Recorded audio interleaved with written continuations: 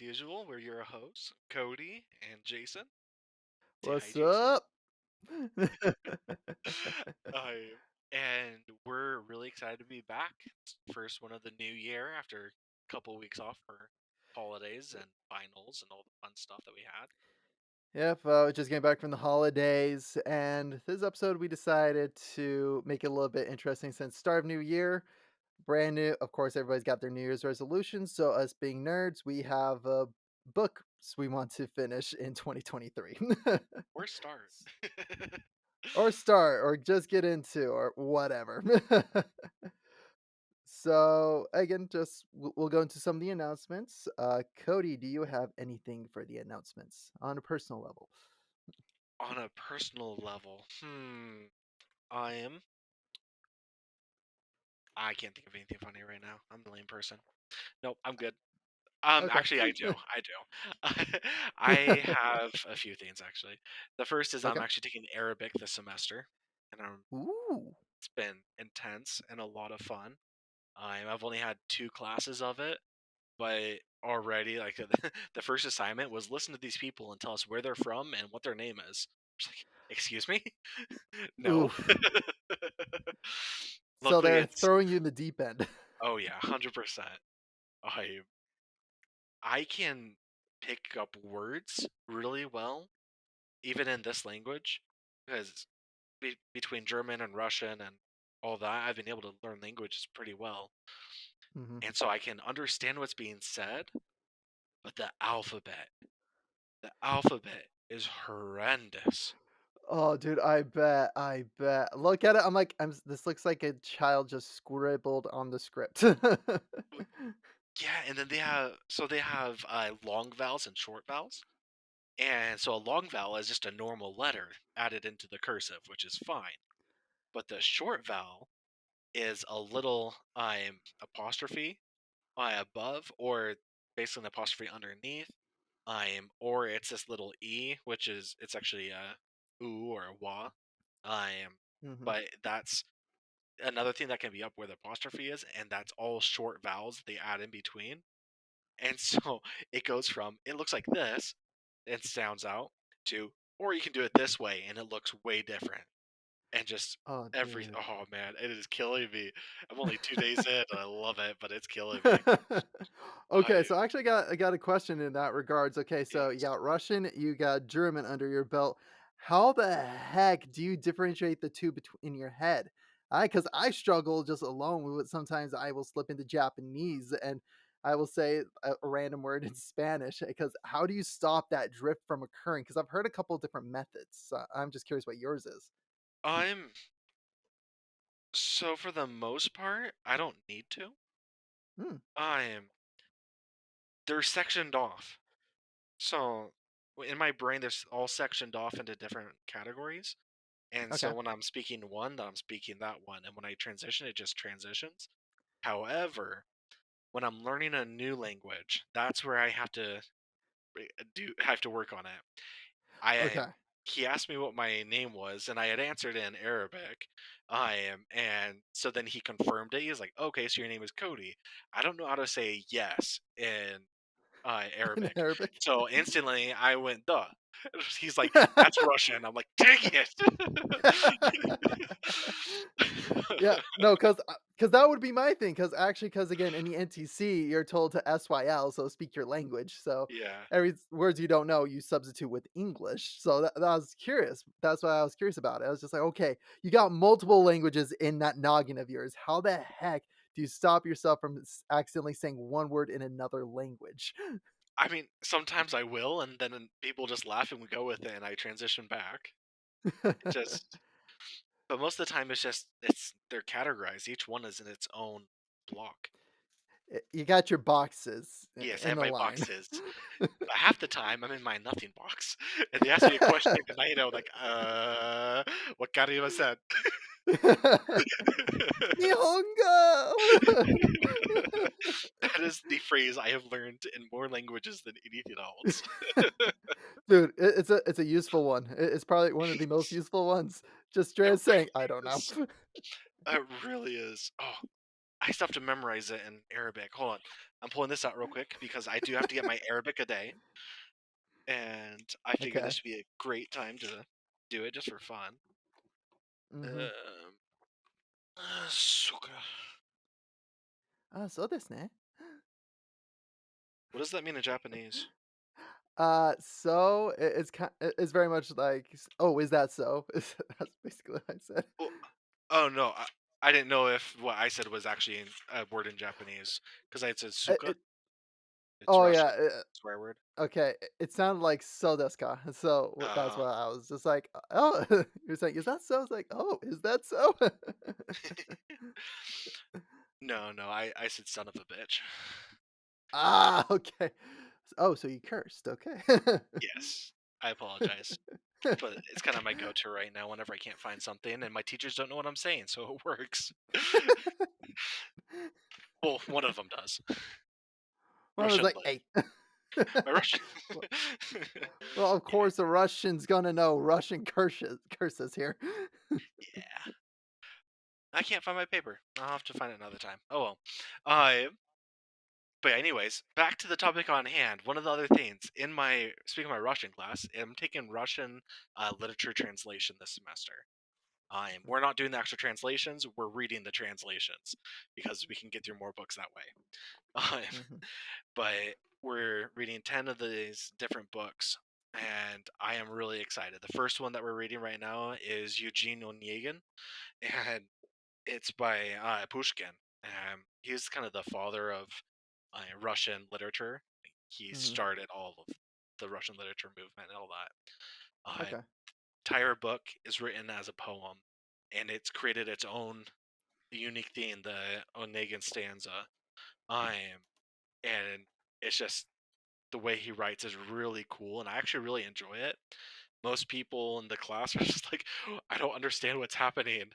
I was like, I got little pieces of it. I can put it together. This is a puzzle. Oh, uh, dude, that's actually, like, one of the reasons why, people say don't try to learn a language through a song unless you're actually trying to sing, yeah. because the language they use is something so obscure, Yep. and it's just Uh, something you're not gonna use in day-to-day life. yeah.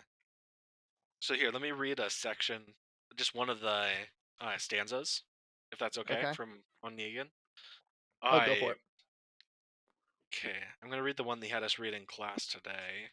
We had to read the first two chapters. This is a part from that. Mhm, Okay. We still, alas, cannot forestall. We still, alas, cannot forestall it. This dreadful ailment's heavy toll. The spleen is what the English call it. We simply call it Russian soul. 'Twas this our hero had contracted, and though, thank God, he never acted to put a bullet through his head, his former love of life was dead. Like Byron's herald lost in trances, through drawing rooms he'd pass and stare, but neither whist nor gossip there, nor wanton sighs nor tender glances. No, nothing touches his somber heart. He notices nothing, took no part. dang, dude, it sounds depressing. So, a fun thing with this, this is just talking about a specific character. He's the main character, Onegin. He was this really wealthy guy that was always going to the lavish parties, the ballet, and things like that. And he lost taste for him, and Okay. that's kind of where his character's at this point. Is he's just lost taste for everything. But you Ah, break up a okay. really great point. So our first professor at the start of it all, he shared a meme with us, and in it goes, I'm in what was it? So like in French literature, we die for love. In American literature, we die for freedom. In Russian literature, we die. Yep. That's it. He always says in the class, if you ever are feeling really happy today, like just a day where you're just ecstatic over the moon, everything's going great, just read some Russian literature, it'll bring you back down to earth. Like, dude, I was as I was listening to it, just like the bullet through the head, I'm like, dude, I'm getting Ernest Hemingway vibes here. Not a bad not in a bad comparison, honestly. But yeah, one of them though that we're gonna read, his name's Gogol. He's basically the Russian Edgar Allan Poe. Oh, I'm great. really excited for that. If this is not the Russian Edgar Allan Poe, Like, I wait, wait, can't wait. wait. This isn't the lowest? This isn't the most depressed? I'm so excited, man. Ah, no wonder they need vodka. I know. Okay, fun fact. Do you know what vodka actually means? No. So, "ka" is a phrase or it's like a suffix in Russian that means little, very little, Okay. basically. So, like, little drink? Voda is water. Vodka is very little water. Because it's mostly alcohol. Exactly. Makes sense, okay. Uh, Jeez. So, anyway, going away from the lesson here. Sorry about that. I'm easily distracted. Uh, Get back to no, you. dude, it's all good, oh my gosh. If you can't tell, we can easily go off tangents and just go down these little rabbit holes. Yes, especially when it comes to language for me. That is my Oh, yeah, no, Achilles and heel. language yeah, we honestly, we could just spend a lot just talking about languages. Yeah. Uh, we haven't yet. Oddly, we haven't. Oh, we will. We Well, will. we will. We will at some point. We'll have Yes, just that is one a threat to podcast all of our dedicated listeners. to yep, it's a threat saying we're gonna teach you guys a little bit about every language and culture. Heck yeah. I am Alright. okay. Other announcements. There are two major things we wanted to talk about. Yeah, but I'll say real quick on mine, I Okay. finished the Goshin short story, the first draft of it. I'm gonna make a little edits here and there, but the first, yeah, that short story is basically done. Nice. That's really 'Cause exciting. yeah, first draft is done. It's about 9 pages, well typed up, but Nice. so That's yeah. honest. I'm excited to read it. Yeah, actually, what I'm wanting to do is I'm gonna narrate it, turn it, and have it be like quote unquote audiobook short story, and post on Yep. my website for my audio narration sample. Oh, that'd be cool. Yeah, and then I can play it on here, no problem. Yeah. So now on to the actual announcements, or at least kind of the news in fantasy here. Uh, again, this was already happening back in early December, but just Henry Cavill walking away from The Witcher, uh, and just how bad The Witcher Blood Origins has done because it released on Christmas Day. Was not, I think it was in the top 10 like for like Netflix's like watch, and then next day it's out of there. It was only up there for 1 day. Oh, man. And I again, the audience score on Rotten Tomatoes, the critic score is super low. I think critics is at 32%, audience is 12. It went up one. It's 13% now. I just It's pulled it 13 up. right now? Yeah. Okay. Like I can remember it was 12 or 13. I knew it was I knew it wasn't high. No, that's so bad. It was so like apparently again, I don't think yeah, I haven't watched it. Have you watched it, Cody? No. No, I haven't watched The Witcher. Yeah, just because everybody's told well, I know they told me it's a huge waste of time. So just don't watch it. Don't waste your time with it. And these are people who watch Rings of Power. That's So saying if something, it's yeah, they're saying it's a waste of time, then yeah, don't not even gonna bother with it. man. That's impressive. Oh yeah. And I keep seeing things posted about it. I haven't really watched any of the um, negative reviews on it. I've just seen the scores, and I saw like one thing about it, just ripping on how like they abandoned the lore completely. I, but man, that's just. I mean, Yeah. even with these, typically they have a higher score for the. Oh, I just wrote what it's called. You literally just said it. Not the audience, the critics. The Critics. critics Yeah, usually critics have a higher usually critic score.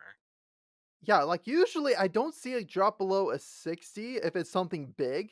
Like again, Rings of Power, that one was around like a 70%, 70, 80. Yeah, even.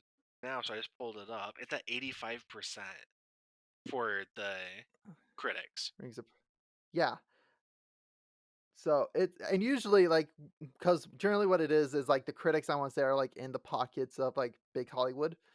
Exactly. So So if the by critics are saying this is terrible, then yeah, run, it run. is the If it's biggest waste of not a time. horror movie, run. Because if it's a horror movie, a low percentage on Rotten Tomatoes means it's a fantastic movie. Oh yeah, because there's but again, if both scores are tremendously low, Low. Yeah. That's it's just, it's horrible. oh man, I'm impressed. But yeah, no, just again, and again, I swear, honestly, I feel like if immediately after the first week it's come out and they turn on the fans, you know it's not good. Yeah. Yep. So, but that's why I'm excited. Like I said, I'm excited for the future of Warhammer because actually, I want to say this: they've already kicked off Warhammer TV, Okay. and one of the shows they have there. Oh, I'm really excited to actually sit down and watch it. I've seen clips from it, and oh my gosh, I'm in love with it. So I personally, my favorite faction in Warhammer are the Blood Angels. Okay. And that's what this series is about. It is following basically a deployment of Blood Angels. Okay. And so, again, I'm going to assume you don't know what the Blood Angels are. Nope. I am pulling up So, Warhammer TV right now, though. yeah. So, if I were to break it down as easily as I could, uh, so for me, I base my love for them by the Primarch. The Primarch is Sanguinius, and oh my, he is my favorite Primarch, and I think everybody loves Sanguinius. Even in the lore, everybody loves Sanguinius. Like Sanguinius, again, there's a reason why his group is called the Blood Angels. He literally has angel wings. He flies into battle with a golden spear, golden armor, golden hair. Like this, he is the poster child of beautiful, fantastic warriors. But with the Blood Angels, there is a genetic defect in them. Okay. They have gotten nicknamed vampires because they will go into a blood rage where in the middle of battle, think of it like the thrill from Stormlight. They will just Okay. be overcome with this battle rage and they will kill everything in their path and even drink the blood of their enemies. Dang. Yeah, they are extremely powerful in that regard. Now, after the Horus heresy, Horus actually kills Sanguinius. Like Okay. this is common knowledge. Yeah. But because of that death, that caused a greater defect into the Blood Angels unit. Because all the Space Marines, they get their stuff from a gene seed from their Primarch. Now their Primarch is dead, that corrupted their gene seed. Oh. So as they go on, there is a step above the blood rage called the black rage. Because the blood rage is recoverable. Yeah. They will go in, fight, and then afterwards they will need to be secluded to calm down and get things back in order. The black rage, however, they actually see themselves as Sanguinius fighting Horus in his last moments. So that adrenaline is continually pumping through their system, and everything they see is Horus. Oh no. Yeah, that's the entire thing. Is quite literally they are like ODSTs, except for they're Yeah. shackled, they're bound, and then they were like, okay, we need to destroy a ton of units right there. Drop them in, drop in the people succumb to the Black Rage, and they drop them in, and it's just a massacre. Wow. I say, and this is why the show looks so good is because it shows that conflict of someone who has been a blood angel for a long time who is slowly succumbing to the black rage, who's slowly seeing some visions of Horus, but he's trying to keep it under control. And there's only been one man in 10,000 years to come back from the Black Rage, and that dude is Baller. His name is Baller, or he is Baller? He is Baller. His name's Mephiston. Piston, that's cool. Like, dude, this is where it's like I love Warhammer lore because it is so good, so interesting. Because that is just one of 20 legions on that are human. That's not the Eldari, that's not the Tau, that's not a lot of the other stuff. But that's actually, again, the army I'm currently painting is my Blood Angel army. Nice. So that's why I'm excited for the future of Warhammer and Henry Cavill going with the Warhammer IP. And he is a diehard fan. He has a 2,000 point army at, at at least one. I currently have, I think, 500 points. Dang. How do you count points? Is it how many troops you have? Each troop actually has a certain value with them. So, Okay. like, actually, Mephiston is now he's 130 points, just him alone. Okay. Whereas a group of like Eldari Rangers are 13 points apiece. So five of them, 13 times five. That's how you build your army. Okay. Do you have to have a set number of troops? It's not a set number of troops. You just have to hit the point max, which that's what a lot of like gaming does. But like for a lot of the Warhammer tournaments is yeah a minimum of 2,000 points. Don't get me wrong, you can do smaller games where it's like okay, let's do a 300 point game where it's Okay. like again, reason why I have 500 points is I have a tank. Dude, and honestly, the tank is one of the smallest vehicles, one of the smaller vehicles in this thing. Yeah. And one final note on Warhammer, I actually watched a video a couple days ago. It was one of those like fight simulator things, like who would win in a battle. 10 Astartes versus 300 Star Wars Republic clones. The 10 Astartes won. I mean, I'm not that surprised. Because, dude, the Astartes are freaking Master Chief on steroids. It's an Uh, army of Master Chief with freaking best car armor. yeah. Who are the Like, Imperial Knights? ooh, 1 second here. It sounds familiar. I literally pull up all the factions, and so I I'm just looking at everything. because yeah, I think that might. Ooh, the Raven. Oh, Okay, Raven Guard. Raven That's Guard. Yeah, okay, actually, they're good. They're stealthy boys. If anything, what I might do is a guy named Bricky. He's actually does Adeptus Ridiculous. He's on Dice Check. He's a huge. He's basically the Warhammer lord nerd I listen to. mhm, He has a video that describes all 20 factions in like simple terms. okay. Like the Imperial Knights, let me see here. I think might be a specific kind of unit. But again, there's just a ton of lore here. Like Warhammer lore is a they have entire podcast channels dedicated to just talking about Warhammer. I believe that completely.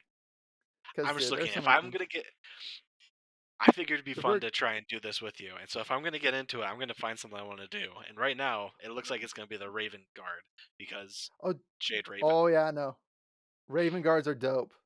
Uh, Other one I think you might enjoy. I want to say, oh, what are they called? I want to say it's the First Legion. Okay. Defeating that's not so Uh, bulky. the First Legion, the Dark Angels. Check out the Dark Angels, and let me know what you think. That or the Space Wolves. Space. Oh no. Basic. Okay, easy summary of Space Wolves: Vikings in space. That's it. What in space? Vikings. Vikings in space. Yes. That's the Space Wolves. Say, but no, my favorite is the Ninth Legion, which is the Blood Angels. But there are also like a couple of legions that are not known. It was for role play reasons. Okay. But So, one of my favorite can you traitor factions go is the Emperor's Children, just ahead. because they're so ridiculous.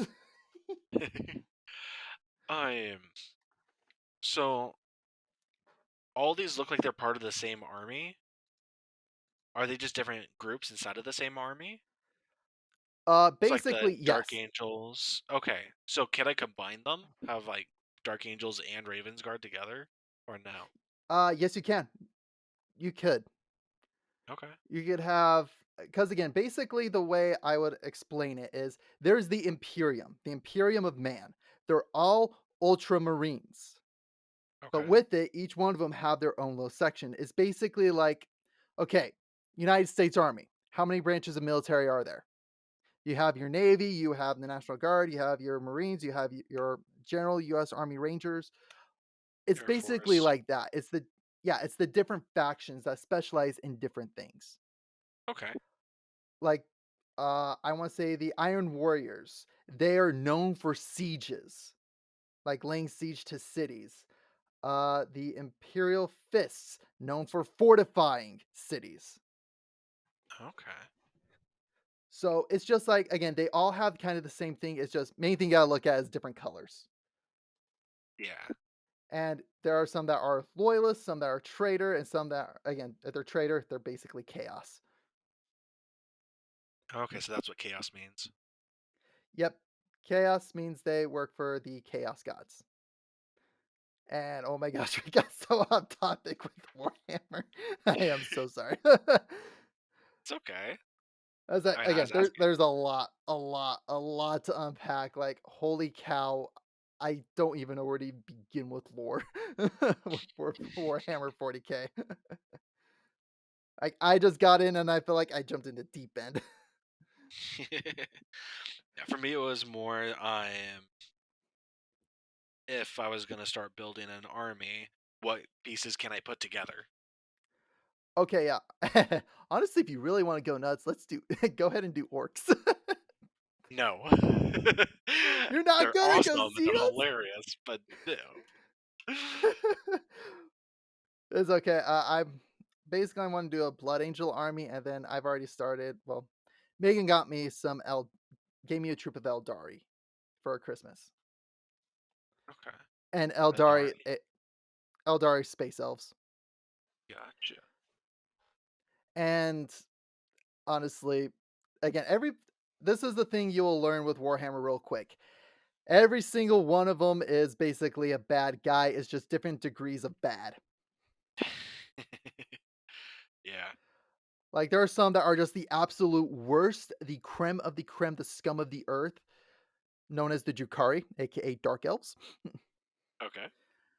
But there are some that are like, oh my gosh, they're fantastic people, like the Salamanders.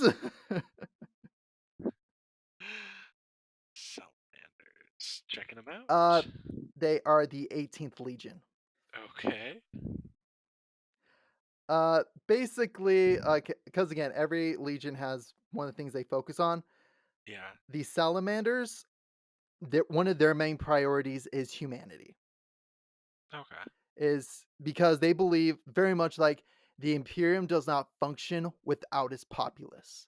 So we need to take care of our populace. They're actually one of the only legions that after you become an ultramarine, you can still go see your family. Oh, interesting.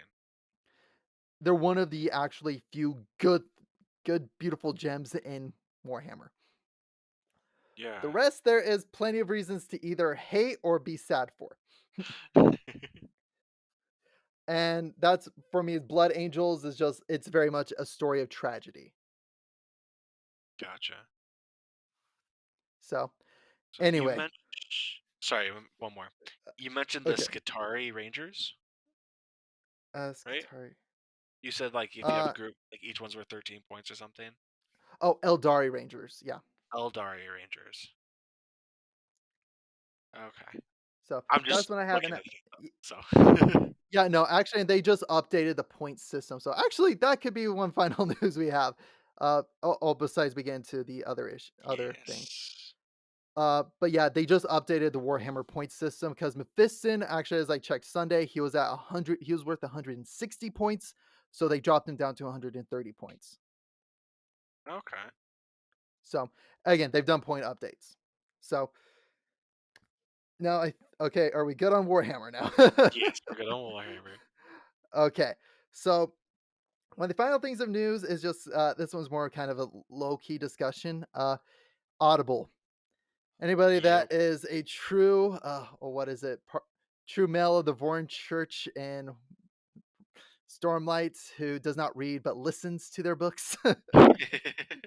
A true Yes. born man. I'm pretty sure we all use Audible.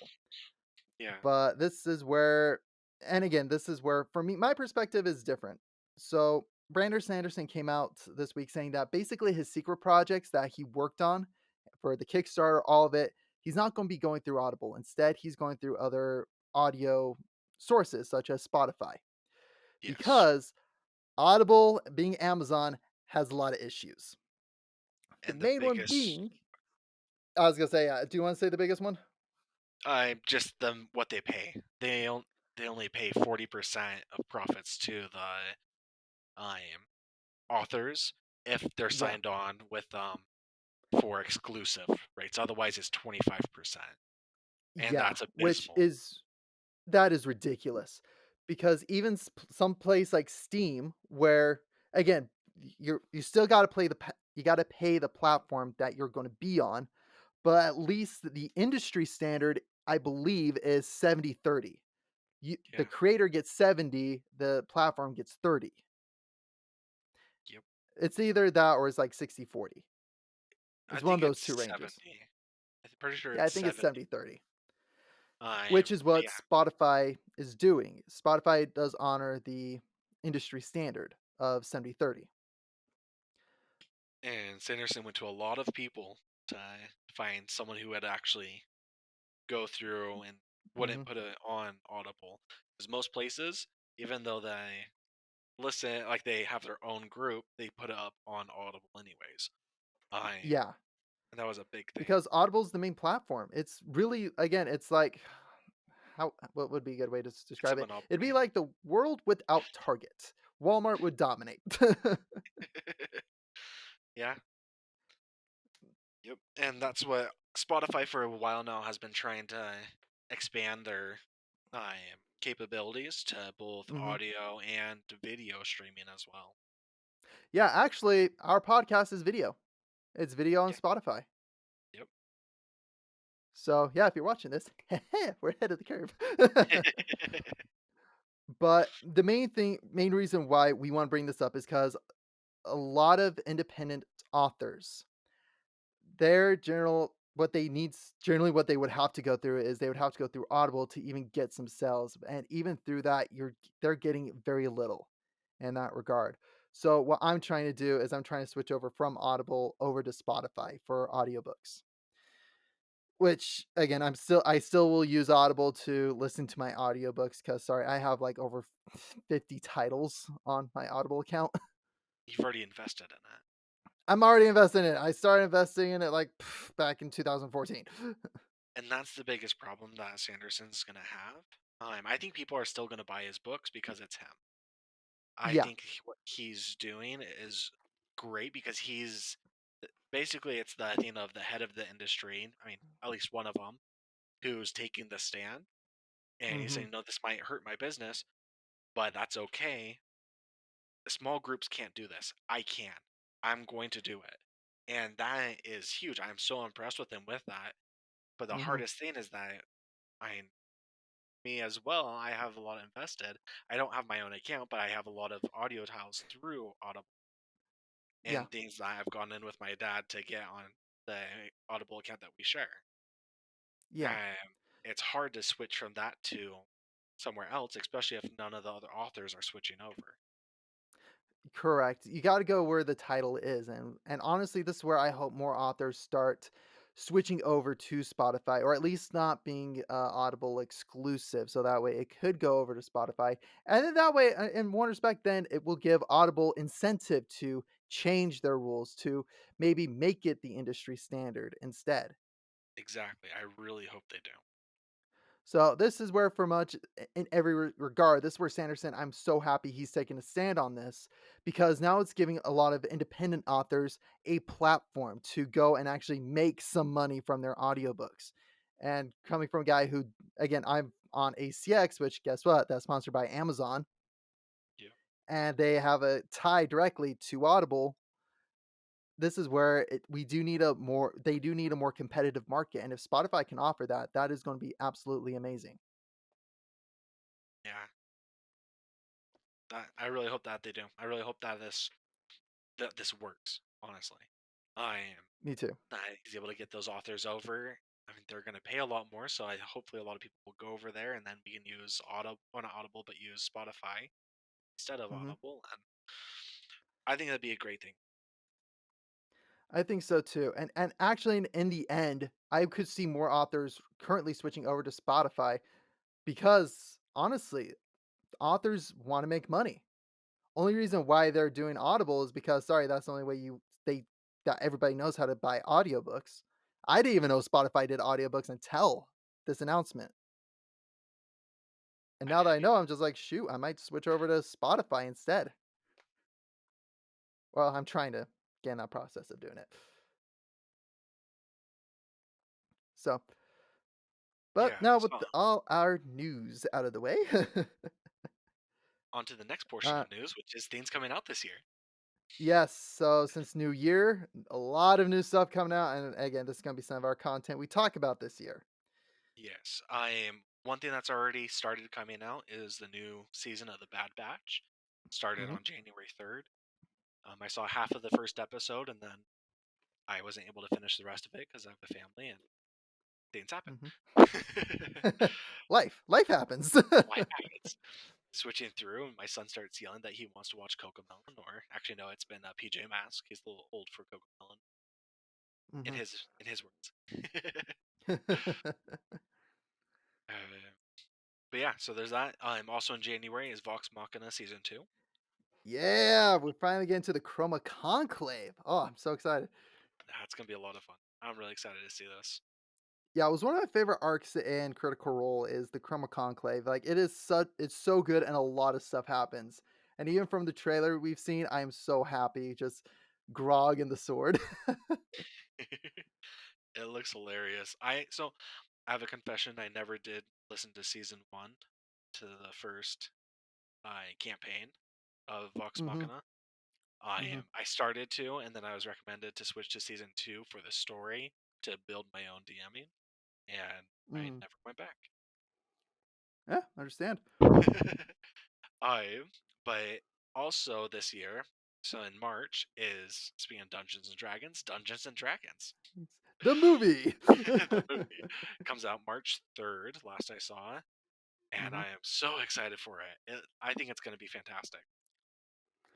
Yeah, and again, for me, I already love the memes with it. Just like every single D&D session, it got pushed back.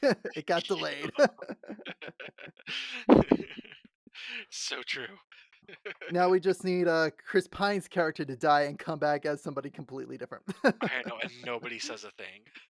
And everybody goes with it.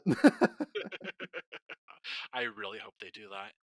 If not, they need to make a sequel and do that in the sequel. Yes, I agree. I'm so down for this. So just the next month after is when the Three Musketeers Part 1 comes out. It's Okay. Easter. I'm Hmm. and then Part 2 comes out, I think, Thanksgiving. Part 1 Oh, is all okay. about D'Artagnan, and Part 2 is all about Milady. Okay. Also, this one I really didn't realize was coming out this year, at least. That's sometime this year. There's no official date. Dune Part 2. Oh yeah, that's right. Okay. So, no, Which is probably. kind of funny. I'll tell you why that's funny later. I'm guessing that's one of your books. But anyways, Yes, it is. I thought I've about had getting it. it this year. I've been reading it. Like I started after the first Dune movie came out.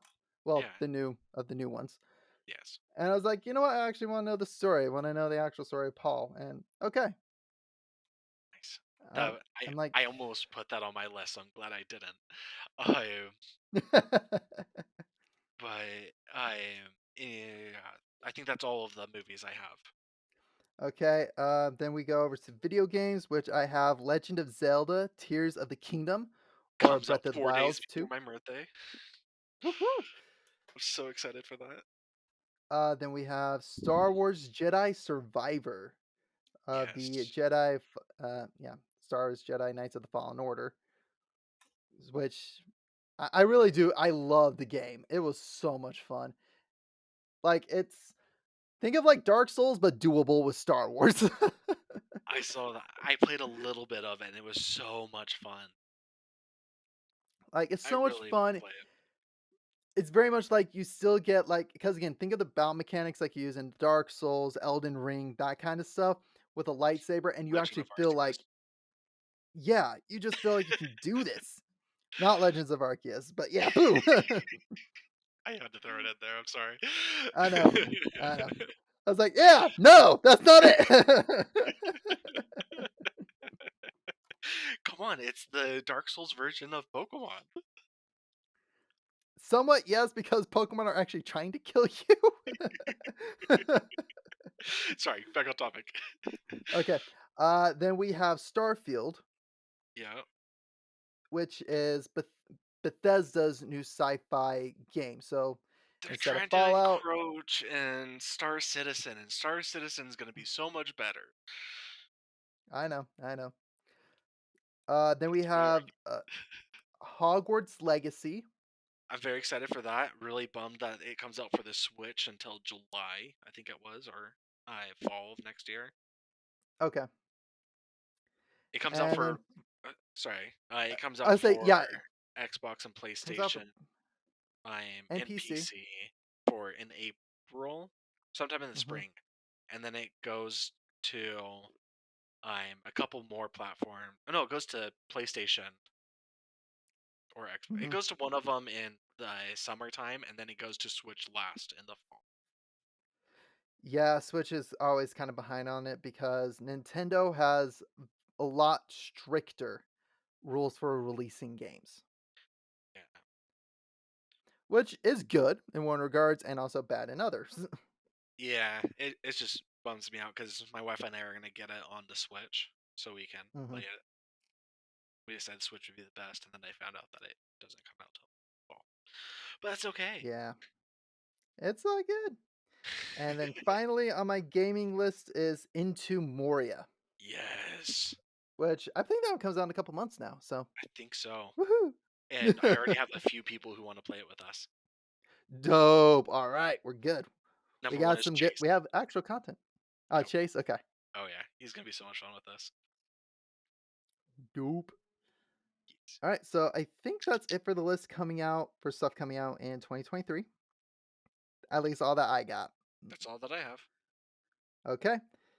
And now onto the key segment here. Yes. Uh So our reading lists. yeah. So what we are thinking of, I am, is with the reading list for this year. I is also that we're going to start a new, I am, type of video on occasion. I'm basically just a book club. And Yeah. so we're going to go through our list, both of our lists, and then we're going to pick at least one book to start with, maybe two, and then that's what we're going to be reading this year for the book club videos. Mhm. And we'll just go over the that individual book and talk about it and all that kind of stuff. And we somehow finish it before the year's through, we can move on to the next one. Yeah. um, but yeah, would you like to go first? And we're gonna Sure. So, alternate. I'll start off with a funny one because yeah, one of the ones on my to read list is of course Dune.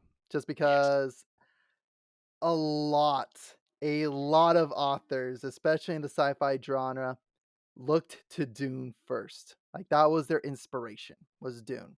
So Yeah. I want to read through, kind of get an idea of like what Dune was, why, and actually even a lot of fantasy creators look to Dune and get a lot of inspiration from Dune.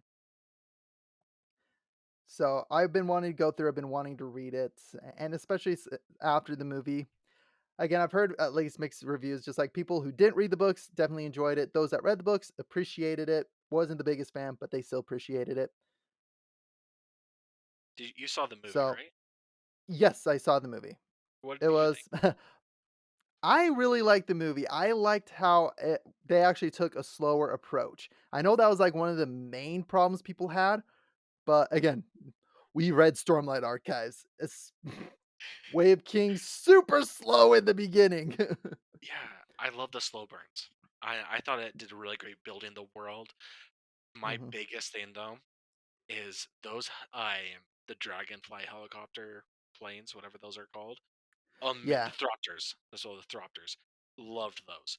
Coolest thing ever. As soon as I saw that, yeah. I looked over at my dad because we were watching together. I goes, I want one.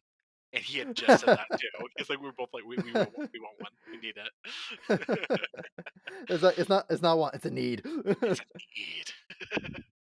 And I even looked at a lot of how they designed a lot of the stuff as from sound design, visual effects. All of it was just done so extremely well, and that's why I was like, I think all those that even were like hardcore book fans still appreciated it, appreciated the art and the slow burn that it had. Yeah, I I thought it was fantastic. hmm I personally loved it, so that's why I was like, you know what, I do want to read the books now because Yeah. I have at least now a visual on how like they envision it. I want to now envision it myself. I definitely agree with that. That would be a good one. All right, your turn. My first one. So, my first one is one that you have told me to read for a very long time. Yes. Finally put on my list. It's probably not the one you're thinking of. I'm thinking The, 2. put it the Eye of the World. Yes, okay, it was number 2. I was like, it's either I was thinking either Mistborn or Wheel of Time. It's gonna be Wheel of Time. I think I finally will start this, but I'm so hesitant to for two reasons. One, because there's what 13 books, 14. 14. I just looked at it. 14 books. That's a lot of books to read, and I don't know if I want Yeah, to commit to it yet. I am. Second reason, it's one of those that everybody has read, and it's it's definitely almost like it's a overdone. fantasy notch. Yeah, and then also It the Amazon one kind of made me dislike it. But I understand that it's mm, different in the book, and so I'm going to try, and so that's what I'm yeah, holding out hope for. And I know the things that I didn't like in the show are things that they changed from the book, but it okay. still has that bitter taste in my mouth. I'm just curious, what was the stuff you didn't like in the show? They made her lesbian. Oh, yeah, dude, okay, yeah, that does not happen, period. No, I know. I know it doesn't. They're just have good friends. And Dude, and I know actually, no, that they in the book, they only see each other once, oh, and that's at the end. huh. Yeah, they completely screwed it. I just remember because Like, I was honestly, talking you to someone actually do about not it. meet a majority of the Aes Sedai till book 2. Oops. Actually, no, Yeah, no, no, okay, I okay, was I take that back. They met in book 2. okay. I just remember talking to my brother-in-law about it, and he's read all of them, and he was like, they were good friends. Like they, not even that he didn't say that they met or didn't or anything like that. It was just that or talk about in the book, just that they were good friends, but they were never romantically involved, and then just how much sex is Oh, put into the show, where it wasn't that way in the book. Where like there's the one Aes Sedai who has the two companions, and they're always hooking up with like each other. yeah, don't get me wrong, in the books, there is a little bit of insinuation with it because sorry, again, with Aes Sedai with their warders, yeah, the Green Aja is mostly known for having more warders, Yeah. but that's also because the Green Aja is the War Aja.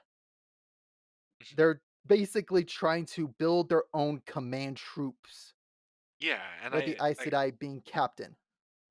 yes, and I understand that they had the insinuation with it still, but it was nowhere near as prevalent or as pushed as it is in the show. Where like anytime it kind of shows them together, it's any of them together as a group, it's always very casually sexual, Yeah, if that makes no. sense. Don't And get me wrong. I don't There really are care for points where you're like, yeah, yeah, I know. There are points when you're reading the book, you're like, okay, Robert Jordan, I think's pent up right now. Like there are points where it won't go into sexual, like it won't be sexual, but he will overtly describe a female's body. it. Yeah. Like, it gets to And that level, and you're just like, okay. and things like that, fine. Like, it doesn't bother me as much. It still is like, okay, come on, dude. But at the same time, I understand. Yeah, no. it's the it was just the yeah. Yeah. So that's what those are the things that kind of gave me the bad taste. But I'm really hoping Mhm, to start it and go through all of that. For anyone that mhm, hasn't seen the show, hasn't read the books, heard about it, any of that stuff, I here's the description on Amazon, just the paragraph, basically. If that's okay to share mhm. with you. Go. Yep, go for it. Okay. It Mhm. says the wheel of time turns and ages, comes and pass, leaving memories that become legend. Legend fades to myth, and even myth is long forgotten. But the age that gave it birth returns again. That was what will be, and what is may yet fall under the shadow. When a vicious band of half men, half beasts invade the two rivers seeking their master's enemy, Moraine persuades Rand al'Thor and his friends to leave their home and enter a larger, unimaginable world filled with dangers awaiting in the shadows and in the light. So, little synopsis of what the book series is going to be about.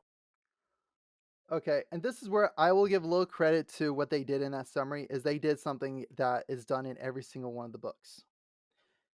Is Okay. on the first chapter, the first line of every single chapter goes, "The wheel of time turns and ages come and pass, leaving memories that become legends. Legend fades to myth, and even myth," one sec, as ad pop up, "myth is long for and even when myth is long forgotten, when the age that gave it birth comes again. In one age called the third age by some, an age yet to come, an age long past, a wind rose above a great mountain." And then, yeah, we'll then dive into the story at that point. But it always starts with the wheel of time turns and ages come and pass. That's really cool. So that is one thing that Amazon did good. Yeah. All right. Nice. Okay. So, So that's my all first. right. Go to your second. Okay, so my second, one that I've just again, I work at Barnes and Noble. I've seen this pop up. I've seen other YouTubers talk about it, so it's now on my list. It's called the Poppy War. The Poppy It War? the Poppy War. It was released in 2018. It is by R.F. Kuang. Okay. Here is I'm just going to read the first paragraph of the summary. Is when Rin aced the Keiju, the the empire-wide test to find the most talented youth to learn at the academies. It was a shock to everyone. To the test officials who couldn't believe a war orphan from Rooster Province could pass without cheating, to Rin's guardians who believed that they'd finally be able to marry her off and further their criminal enterprise, and to Rin herself, who realized she was finally free of the servitude and despair that made up her daily existence. That she got into Singard, the most elite military school in Nikon, was the most surprising, but surprises aren't always good. That does sound good.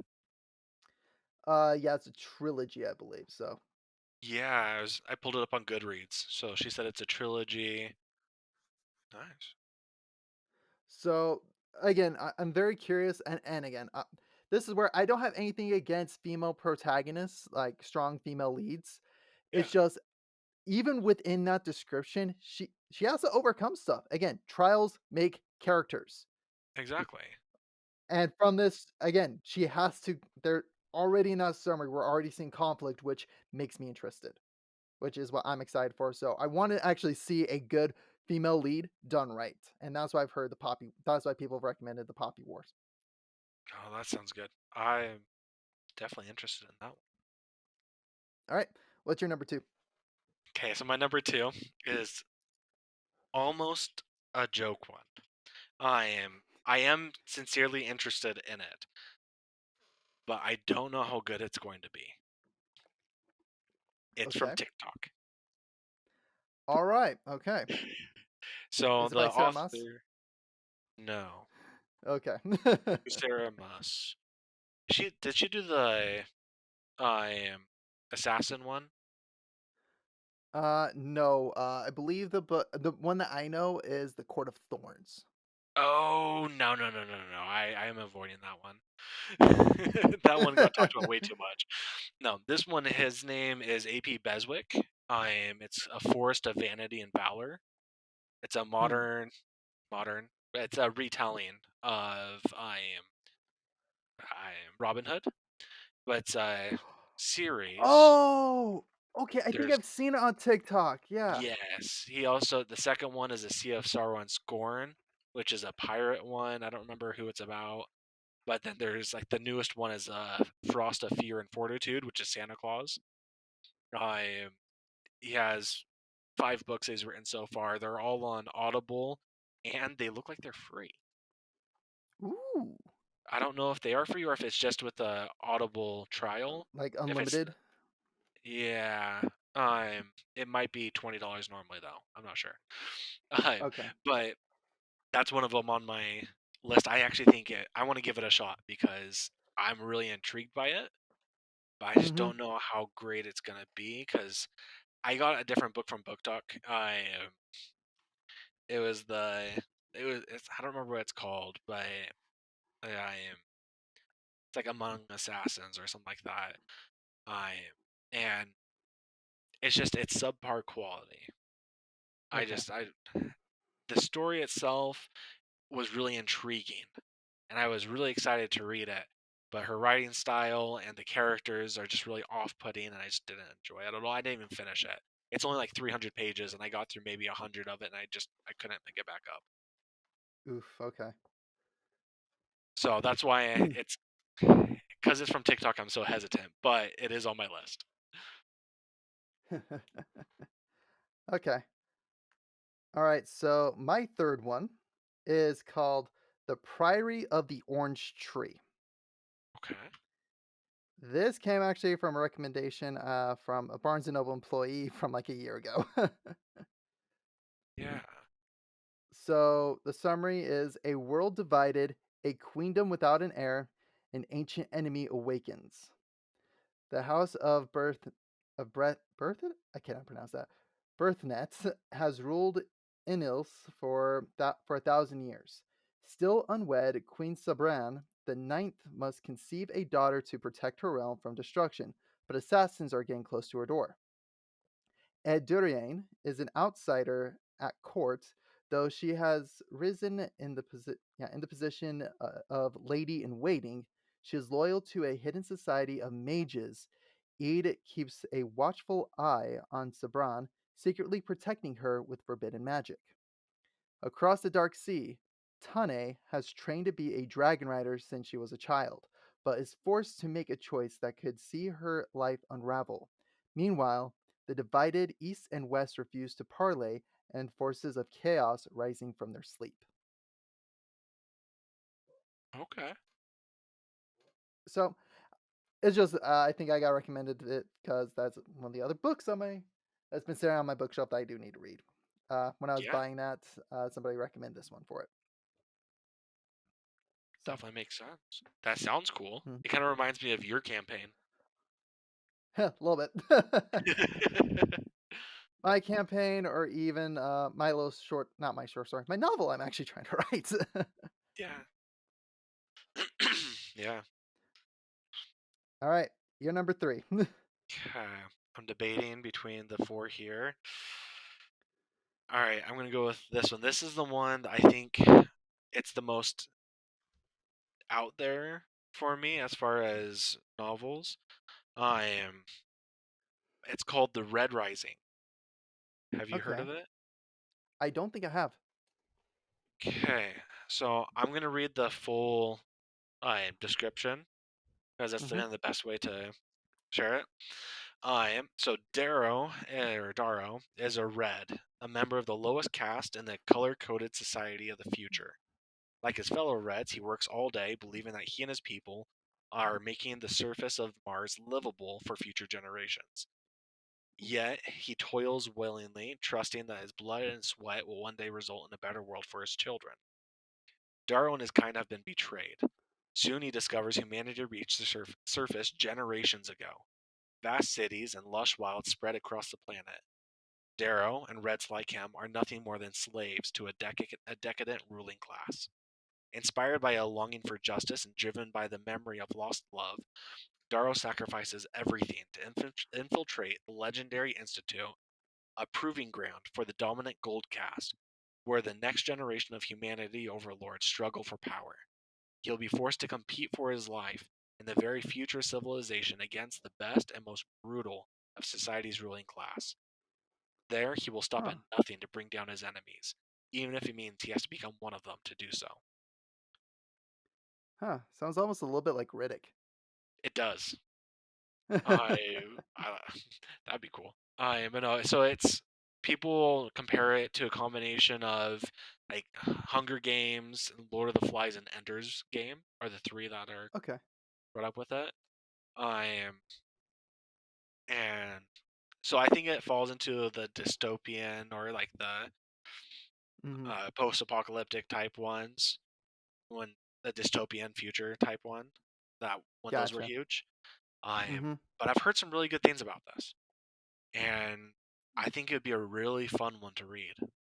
So it is a Yeah. trilogy, I want to say. Nope, there's 6 Okay. books. 6. Okay. So that's my next one. All right. So my fifth. Well, my fifth. Oh wait, sorry. We're on our fourth. Sorry, Fourth, my bad. yeah. Well, my fourth. I'm technically is 4 books. 4 or 5 books. I'm just labeling it under one. Yeah. It's Brandon Sanderson's Secret Projects. That is not our read for this year. It might be yours, but I'm not doing it. Yeah, I'm doing it.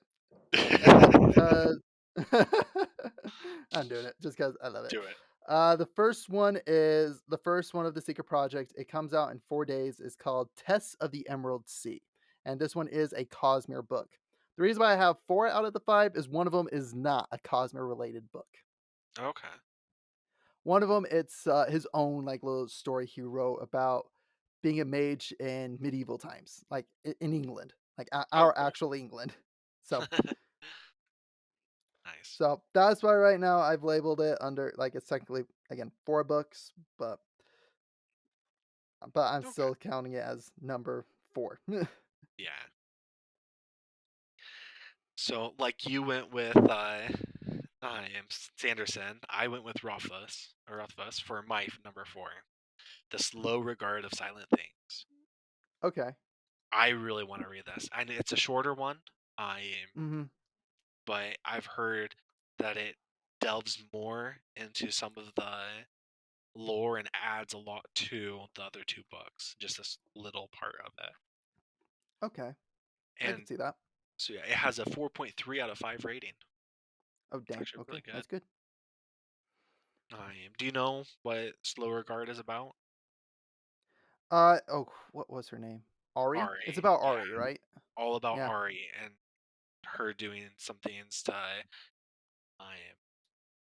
for Kavoth to creating things for him. Yeah. And this leads to one of the theories that I'm really excited about to understand that she's actually a shaper. Okay. So not just a namer, but a shaper. So they had the Ooh. whole creation war between the namers and the namers and shapers. Ooh. And the theory is that she is actually a shaper. Dope. Yeah. So actually, yeah, this one I would say get the physical book for That all because they actually have physical pictures in there. okay. I was looking to get in the I hardcover. I know. Actually, yeah, I held the hardcover. I thumbed through the hardcover. You son of a Plus side of working at Barnes& and Noble. Yes. Yeah, so all of these books, I'm actually looking to get the hardcovers. Fun fact, me and my Mhm. wife have a competition. We each have a bookshelf, and we're looking to fill it. And so we're trying to Ah, each fill our side first. gotcha. Okay. I got a Oh, limit yeah, yeah, this yeah. I semester. remember you I telling got us. 10 new books. You're like, "Haha, I'm already off to the races." All Alright. right, your turn. So, next one on my list is one that's been sitting on my shelf that I need to actually finish reading. It is called The Initiate Brother. Okay. It is again, it's actually a really good story, from what I've read so far. I think I'm only like 3 or 4 chapters in, but that's still over 100 pages in this book. Dang. It's basically monks that can use magic. Okay. Like, it's monk chi magic that is using, and he becomes an advisor to a general. A general that is kind of rebelling against the basically the imperial dynasty kinda level. Okay. But, of course, the monk he has is basically, like, kind of like, quote, unquote, "the chosen one" kinda level. Oh yeah. So and again, it has the author was like, "We have a lot of high fantasy of Europe, but we don't have a high fantasy from Asia." So that's what his inspiration for doing this was he wanted to create kind of a high fantasy from Asia. Nice. That's actually really cool. I like that. Yeah. So you're number 5. I Am Legend, the Ooh, actual book by Richard Matheson. sweet. Because I've seen the movie and I thought it was really cool, but I've heard the book is so much better. Hmm. And so that's my next one. So basically, synopsis: I am a virus. Well, what it comes down to is Robert Neville, main character, is the last living man on Earth, but he's not alone. Everyone else has been turned into a vampire, and they're all hungry for his blood. At daytime, he hunts them, and at night, he bunkers up and just barricades in and prays for dawn. So, All right. So last one on my list. I recommended the series, but I haven't read the technically first one. It's called The Color of Magic, a Discworld novel. Discworld number 1. I've heard of that. I just It spelled is the magic with a first J. Yep, it is the first one, first book of the Discworld novels. They actually had it turned into a movie. I see that. Oh man, that looks terrible. Okay, actually, I haven't watched the trailer for it too. I only discovered it as I was like I googled it instead of going to Amazon. It's on IMDb. Oh man. Is it like Monty Python level here? Just about. I feel like the If it is, book would be okay, they nailed it. awesome, but Like, no, seriously, the from I read one of the other books. It's called Sorcerer, yeah. and it's basically Monty Python. Yeah. I mean, it has some really famous actors in it. Like That's legitimately. great. So Sean Astin is in it. What? Sean Astin is the Oh main my character. gosh. Tim Curry is the villain. Okay, you know what? We might need to do like a watch party for this. The heck? How have I never seen this? All right. Oh yes, it's on Freevee. We're good. I have Amazon Prime. Let's go. Watching this. Oh, okay, okay, yeah. We're definitely going to do like a watch party, and we're going to watch this. Yes. Heck yeah. We can do a watch party. We can record our reaction as we watch it. Let's do it. I'm so down. I'll Perfect. try and get my wife involved. She'll hate this.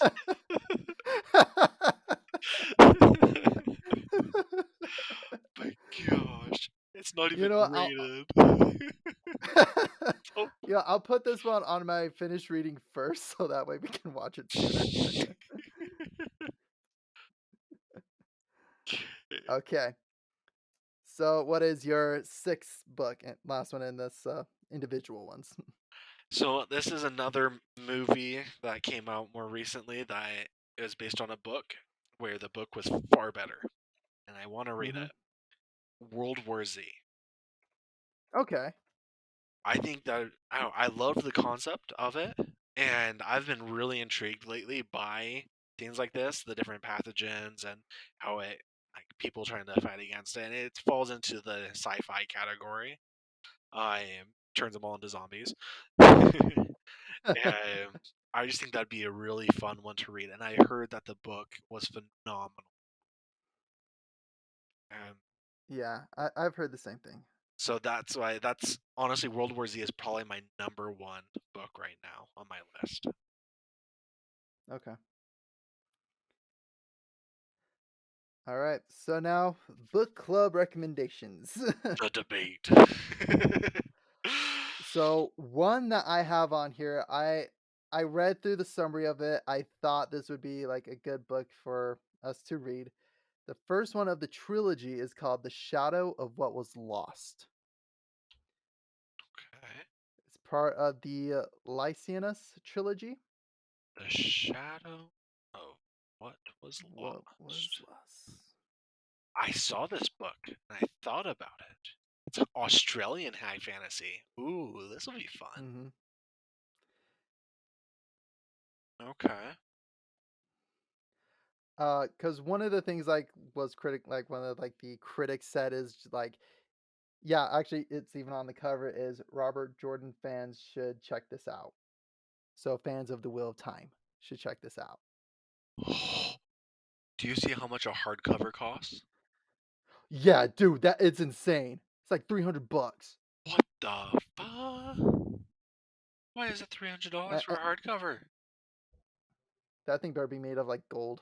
That better be a one of a kind. Exactly.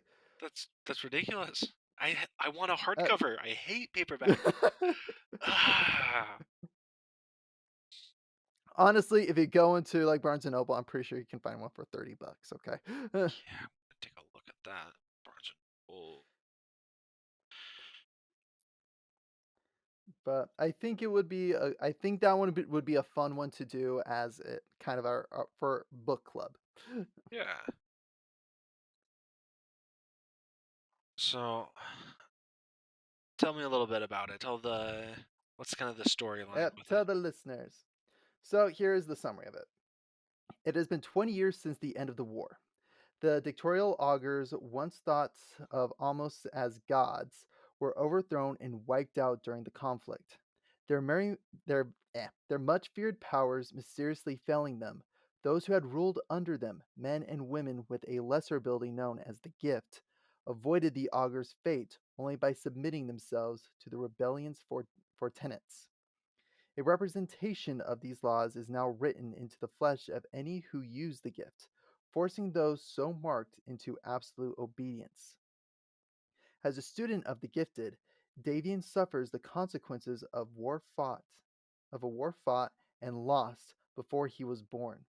Despised by most beyond the beyond the school walls, he and those around him are all but prisoners as they attempt to learn to control of the gift. Worse, as Davian struggles with his lessons, he knows there is further to fall if he cannot pass his final tests. But when he discovers he has the ability to wield the forbidden power of the augurs, he sets into motion a chain of events that will change everything. To the north, an ancient enemy, long thought defeated, begins to stir, and to the west, a young man whose fate is intertwined with Davian's wakes up in the forest covered in blood with no memory of who he is. That sounds. So I think that was why lopped under. I was like, I think that would be a good book club book. It is high fantasy. It's a book neither one of us have read, and I've actually heard a lot of my coworkers saying, "Yeah, this is a good trilogy." Okay, I'm good with that. So, what did you have in mind for book club? I actually was thinking of the one of them on my list. It was the Forest of Vanity and Valor, the one from TikTok. Okay. I thought that would be a really fun one because it is one of those from TikTok, so we don't know how it's gonna go, which way, and so it'd be kind of fun to read that together and then be able to talk about it. Oh, yeah. And it's So if we Audible. somehow finish, yeah, It's Audible it's an only. Audible. Oh, okay. I haven't found it anywhere else. I don't think A Hmm. Forest of Vanity and Valor. And let's see if I can find it somewhere else. Because if I can get a hardcover, it's so much better. I only see it as Audible. He has a physical copy because he shows it off on it. Yeah, I see paperback. There we go. Okay, yep, they do have hardcover too. Perfect. I just like hardcovers. I know, dude. Honestly, for me, it's like this. I want to get 2 copies of books. I want to get a hardcover that stays in pristine condition, and then an MM that I can just tear to shreds. Yeah. A Yep. mass market copy. Yep. I saw a mass market copy that cost more than a typical paperback, like their normal paperback. That made me What? laugh. Yeah, the mass market one, it was like $15, and the paperback was 12.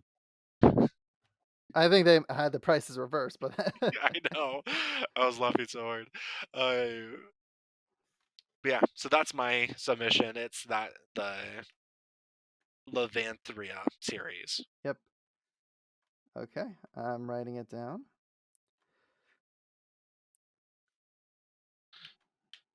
2. And the last one I had for an idea is I want to say it's called The Prince of Thorns. Let me double check, make sure it's the right one. If computer wants to work, By Mark Lawrence. I believe so. I like the cover. Yeah, The Broken Empire. Mark Lawrence. Let me see here.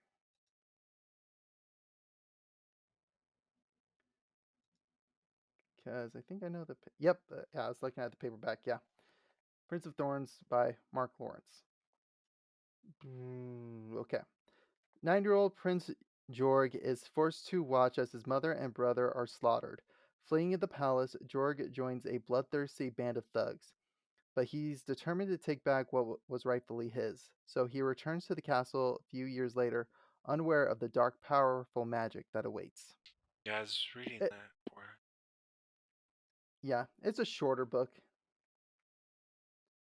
So that's a trilogy, the Broken Empire trilogy. Hmm. 336 pages. There's so many books. Oh, dude, there are so many books. All right, so now comes the main decision we need to make So we have, is which book do you want to start off with? that's a hard decision, honestly. I am. Hmm. I'm going over and looking at each one again. Just I say, like, I'm fine if we remove the Prince of Thorns because it is shorter, and I think let's do something a little bit more beefier. okay. That works for me. So now it's down to The Levanthia series Sh- and the Shadows of Shadow of What What Was Lost. Lost. The Shadow of What Was Lost seems really intriguing to me. I think that'd be such a fun one to read. I'm just kind of worried it's going to be a very serious book and like a kind of Hmm. a darker tone to it. I Yeah. and that's where this one and then the Levantia is opposite. Actually, no. I feel like the Levantia series is going to also take itself too seriously, but it's going to take Yeah. itself seriously enough that we can laugh at it. I don't feel like this is one that we're going to be able to laugh at. I think it's going to be a good, compelling story. I think so too. That is that is why I again I don't want to say I was leaning more towards it because I feel like I'm the one that recommended it. So I don't want to seem like biased in my decision. Uh, I think we should start with the Shadow of What Was Lost. That one, it's Okay. that one's definitely pushing it more for me. Okay. Uh, Same with me, but again, I don't want to be biased. You're good. I mean, half the reason for mine was kind of similar to how we started off with the Lord of the hmm Rings, where we expected it to be kind of bad. We're just along for the ride for fun, and that's how I Yeah, was going into with the book. The book, I am book book talk. club. Yeah, and I was thinking it'd be kind of fun to do the same thing. That was the reason why that was my suggestion. But you found a real one, and I'm excited. All right, I did my job. Sorry for not doing mine. Uh, Oh no, dude. Again, I'm saying I did my job as a bookseller at Barnes and Noble. Congratulations. Thank you, thank you, thank you. All right, so again, once we actually both actually physically get the book, Yeah. then we'll then we can at least lay out. I was like, okay, what chapters to read at certain points. We'll discuss it. Yeah, it's 736 pages. So what you're saying is we got time. We do. Because I've never actually sat down and read a big hunking fantasy book. Oh, really? I've listened to them. Like I've listened to the big hunking ones because it's easier. It is. But to actually sit down with a big boy and go, all right, let's do this. That's actually what the Initiate Brother was going to be for me. Oh, okay. Because yeah, that thing is again, I would say on the same scale as the Shadows. Yeah, Shadow of What Was Lost. makes sense to me. Okay, well, I already have All permission right. to buy this book, so I'm gonna buy it now on Amazon and have it shipped to me because it's cheaper on Amazon. It's $12 instead of 17. And for me, let me see here. Let me do my math here. $17, half of it. It's $9 for me at Can you Barnes buy and mine? Noble. I'll Venmo you. To ship from I guess with shipping and all that. I say shipping is gonna honestly, this is where I say you buy from Amazon, I'll get Yeah. it from Barnes& and Noble. I just need to make sure, if we don't have it, I need to order it, which I will check that out on Monday. Okay, so you know how you can click and it has different options, like you can buy a used one, or like sometimes they'll have other new ones for cheaper prices for Amazon. Yeah, the one used is still the same price. So there's 24 new ones, and they're $12. I did find one that's $18. Oh, wait, $13 for that new one. But they have one. It's $12. The one from actual Amazon is 12.68. It's free delivery. The other one that's $12 is 2.49 delivery, so it's 20 cents cheaper. But I did find one for what was it? There was like $15 one that was free delivery. Yeah, Alright. I'll do the $12. So, Sorry. yeah, I think that will draw this episode to a close, so we'll Yes. put our bookmark in, and we will catch you guys next time. Thanks so much for tuning in. Bye.